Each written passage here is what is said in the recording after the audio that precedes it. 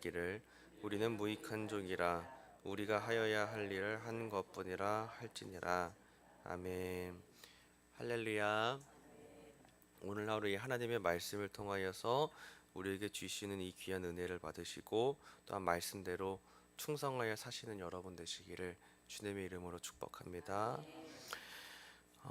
우리가 하나님의 은혜를 깨닫고 또 다른 사람에게도 은혜를 베풀 수 있는 가장 큰 은혜는 무엇이냐면 우리가 입은 예수님의 사랑을 그대로 베푸는 것인 줄 믿습니다. 내가 하나님께 받은 큰 사랑과 그 큰 은혜를 다른 이웃들에게도 똑같이 베풀 수 있는 그렇게 할 수 있는 것이 정말 큰 은혜다라고 생각을 하는데요. 오늘 말씀의 본문은 우리를 통하여서 예수님의 사랑을 끼치게 하라고 하신 말씀이 담겨 있습니다. 많은 사람들에게 용서하는 것이 내 용서가 아니라 예수님의 사랑으로 용서할 것을 오늘 주님께서는 말씀으로 권면하고 계십니다. 그 본문을 한번 살펴보겠습니다. 오늘 본문에는 여러 주제들이 나와 있습니다. 실족하게 하는 자에 대한 말씀도 나와 있고 또 믿음을 달라 하는 사도들의 이야기 또 그리고 종이 충성하는 이야기에 대해서도 나와 있습니다. 자, 일단 시작을 보면은 실족하게 하는 자에 대한 예수님의 말씀이 나오는데 일단은 1절을 보면은 예수님께서 제자들에게 이르시되 실족하게 하는 것이 없을 수는 없지만 그렇게 하게 하는 자에게는 화로다라고 말씀하시면서 시작하는 것을 보게 됩니다. 2절도 보면 그가 이 작은 자 중에 하나를 실족하게 할진대 차라리 연자 맷돌이 그 목에 매여 바다에 던져지는 것이 낫다 이렇게 말씀을 하십니다. 실족하게 하는 사람이 없는 것은 불가능하다라고 말씀을 하시면서 덧붙이기를 하지만 그렇게 실족하게 하는 그 사람에게는 화가 있다 이렇게 말씀을 하시죠. 만약에 이 작은 자 중에 하나를 실족하게 한다면 차라리 연자 맷돌이 그 사람의 그 목에 매여서 바다에 던져지는 게 낫다 이렇게 얘기를 하시는 거죠.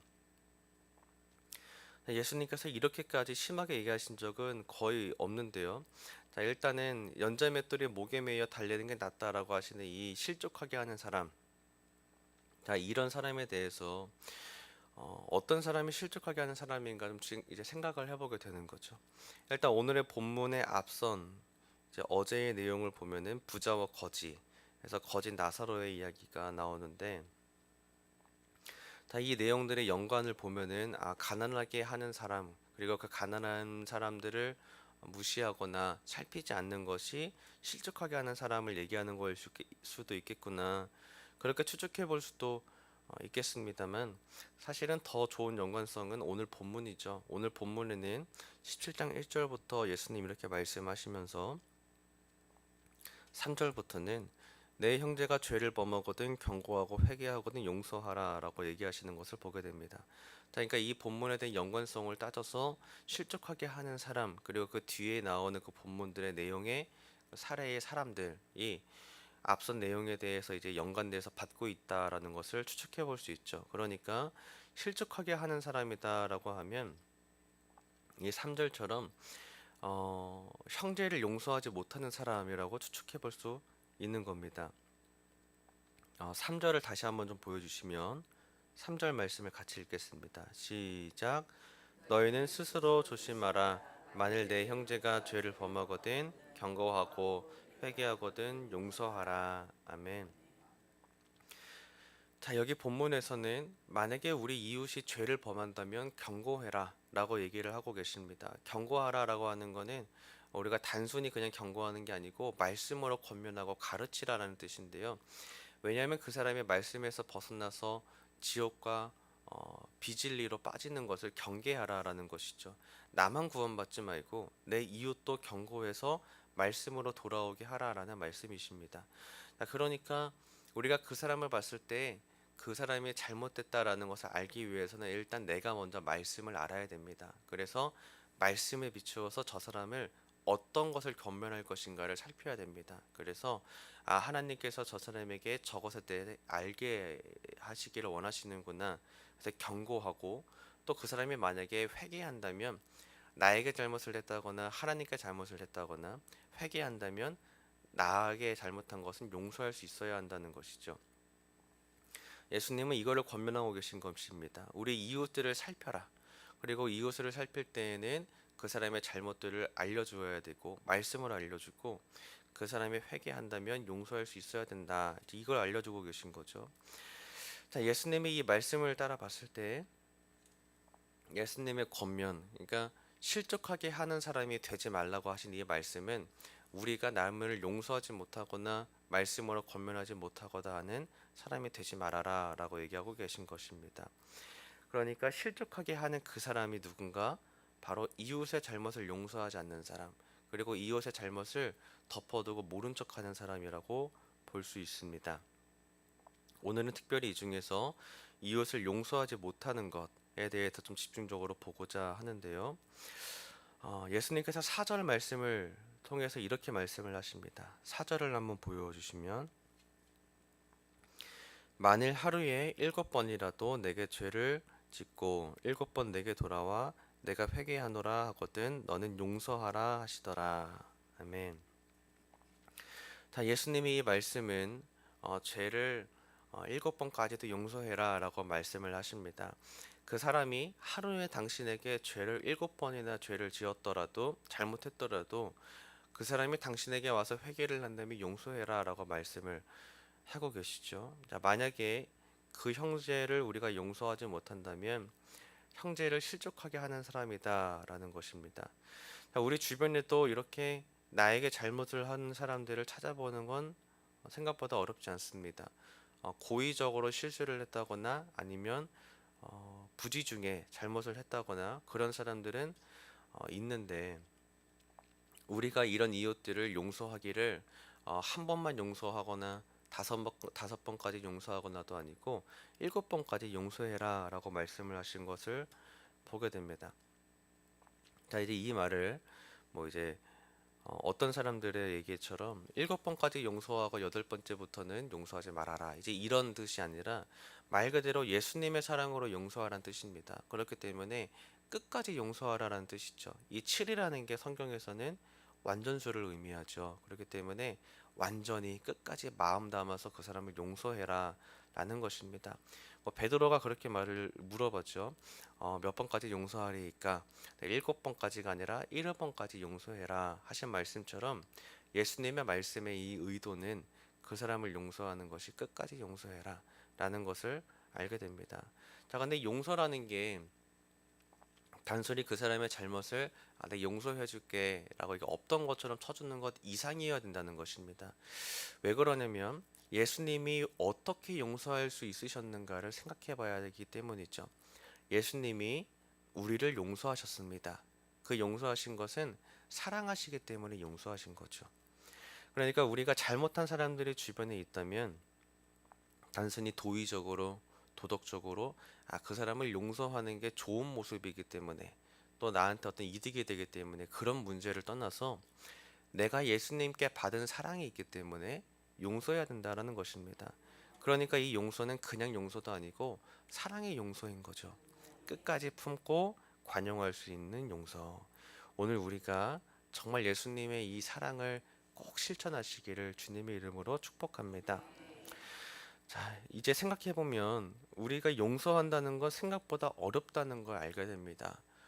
사랑으로 용서한다는 것까지는 정말 어렵거든요. 내가 그래 꾹 참고 용서해 줄게 이 정도는 할 수 있다는 겁니다. 하지만 진짜 예수님의 사랑처럼 그 사람을 내 목숨처럼 여기고 그 영혼의 구원 문제를 놓고 내 구원 문제라고 여기고 정말 사랑으로 용서하는 건 쉽지 않다는 겁니다.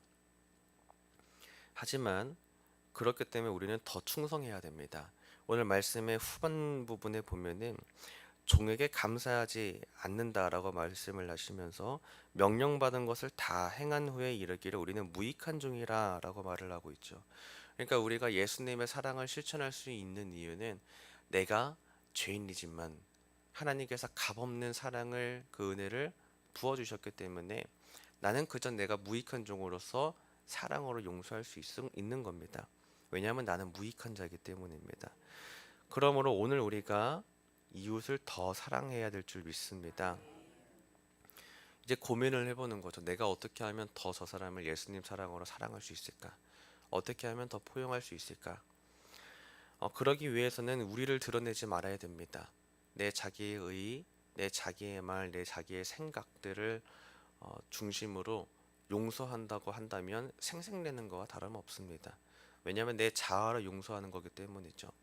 끝까지 철저하게 예수님 사랑에 집중해서 그 사랑으로 그 사람을 용서하는 데 우리가 훈련된다면 나를 드러내는 것이 아니라 예수님이 드러나게 될 줄 믿습니다. 그리스도인의 가장 큰 영광은 뭔지 아시나요? 그리스도인이 누릴 수 있는 가장 큰 영광은 그 사람이 정말 얼마나 도덕적인가, 얼마나 올바른 말을 하는 것인가, 이런 수준이 아닙니다.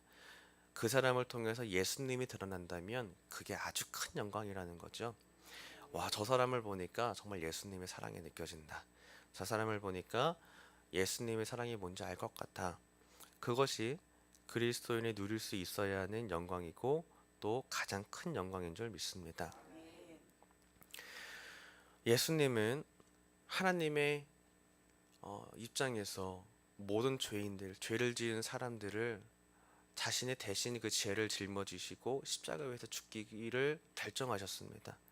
특별히 우리가 이제 강림절을 보내고 있는데요. 이 강림절을 통해서 묵상해야 될 것은 예수님이 누구를 위해 오셨는가? 나를 위해 오셨다는 것이죠. 나를 위해서 예수님이 이 땅에 오셨고 나를 모르는 자로 여기지 않으시고 상관 있는 자로 여기시고자 이 땅에 오셔서 내 죄를 대신 짊어지시고 십자가 위에서 죽으셨습니다. 자, 이제 그렇게만 되셨으면 예수님 감사합니다. 이제 이 정도로 끝났을 텐데 안타깝습니다. 이렇게 끝났을 텐데 그게 아니라 죽고 부활까지 하셨다는 거죠. 굉장히 놀라운 사실인 것은 우리가 예수님을 믿고 따르기만 한다면 그냥 위로만 받는 게 아니라 부활로까지 우리가 이룰 수 있게 길을 열어 놓으셨다는 겁니다. 자, 그러니까 예수님의 이 사랑은 아주 놀라운 사랑입니다. 원수 될 만한 우리를 원수로 삼지 않고 친구로 삼으시며 또 하나님의 아들로 삼아 주셨다는 겁니다. 하나님의 아들, 하나님의 딸로서 하나님의 큰 사랑을 받을 수 있도록 예수님이 그 사랑을 그대로 우리에게 보여주셨다는 거죠. 자, 이제 우리가 이 예수님의 사랑을 기억합시다. 그러면 이제 우리가 이웃에게 어떻게 나아가야 되냐면 자랑할 게 아무것도 없는 겁니다. 나는 그저 오늘 말씀처럼 무익한 종이기 때문에 나를 통해서 이성민을 증거할 것이 아니라 예수님의 사랑을 증거해야지. 그러니까 그 기쁨과 기대와 소망이 넘치는 거죠.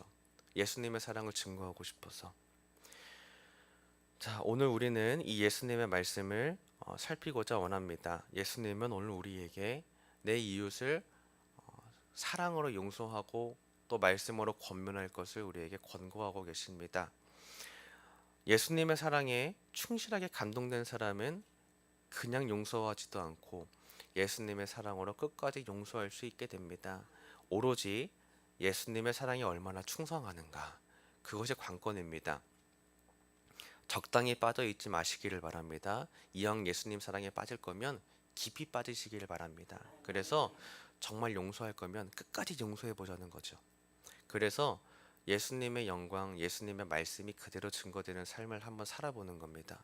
그래서 오늘 우리의 자아, 내 부족한 육신, 우리의 모습들이 아니라 주님의 사랑이 그대로 드러나시기를 주님의 이름으로 축복합니다. 제자들은 5절에 이렇게 묻습니다. 사도들이 주께 여짜오되 우리에게 믿음을 더하소서, 이렇게 물어봅니다. 자, 그러면서 예수님 6절에 대답하시기를 너희에게 겨자씨 한 알만한 믿음이 있었더라면 이 뽕나무더러 뿌리가 뽑혀 바다에 심기어라 하였을 것이요 그것이 너희에게 순종하였으리라, 이렇게 말씀을 하십니다. 별안간에 앞서 이제 용서하라는 말씀을 하시다가 사도들이 갑자기 그 얘기를 듣다가 믿음을 더하소서 이렇게 물어보는 걸 듣게 됩니다. 사도들도 이 문제가 믿음의 문제라는 것을 알고 있다는 겁니다. 그러니까 어떤 것을 믿느냐, 예수님께서 나를 위해 오셨고 죽으셨다는 그 사랑의 사실들을 믿는 문제라는 겁니다. 이때는 예수님이 죽으시지 않으셨기 때문에 이 사도들은 그 사랑이 어느 정도인지를 직감할 수 없겠죠.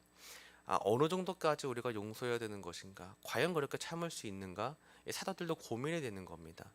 그런데 예수님이 죽고 부활하신 그 십자가의 사건을 목격한 사람들은 달라진다는 겁니다. 삶이 달라지고 그 사랑을 증거하는 사로들로 바뀌었죠. 우리도 이제 이렇게 될 수 있습니다. 예수님의 사랑에 집중한다면 성령님께서 우리 안에 사랑을 부어주심으로 우리를 그렇게 용서하기까지 이끌어 주실 겁니다. 그러면 오늘 우리는 간구해야 됩니다. 주님, 사랑으로 용서할 수 있도록 사랑을 크게 넘치게 부어주소서. 또한 이 겨자씨 하늘만한 믿음이 아직 씨밖에 안 되지만, 작은 씨앗밖에 안 되지만, 이것이 그 사람을 용서할 수 있기까지 태동하게 하셔서 내 안에 사랑이, 또한 예수님의 믿음이 자라게 하옵소서. 오늘 우리가 이렇게 기도했으면 좋겠습니다. 또한 한 번 더 기도하실 때에는 그 이웃이 하나님의 말씀을 듣고 권면받아서 말씀의 경고를 받아서 하나님 앞에 회개하기까지 우리가 중보했으면 좋겠습니다. 나에게만 잘못한 것이 아니라 하나님께도 잘못할 수 있거든요. 그 죄를 놓고서 하나님, 저 사람을 놓고 끌어안고 기도합니다. 우리가 이렇게 중보했으면 좋겠습니다. 그렇게 중보할 수 있는 이유도 똑같습니다. 사랑하기 때문에. 오늘 우리가 사랑하기 때문에라는 이유만으로 그 사람을 권고하고 중보하고 또 용서할 수 있는, 그리스도인으로서 누릴 수 있는 가장 큰 영광을 누리시기를 주님의 이름으로 축복합니다. 다시 한번 기억합시다. 우리는 무익한 종입니다. 그렇기 때문에 우리가 할 수 있는 가장 영광스러운 일은 무엇인가? 예수님의 사랑으로 똑같이 은혜를 끼치는 것입니다. 우리가 다른 사람을 위해 사랑으로 중보하고 또 예수님의 사랑으로 다른 사람을 끝까지 용서할 수 있는 믿음의 사람들 되시기를 주님의 이름으로 축복합니다. 또한 성령께서 그렇게 여러분들을 인도하시기를, 충만하게 역사하시기를 주님의 이름으로 축복합니다. 아멘. 찬송가 299장 찬송하시고 기도하겠습니다.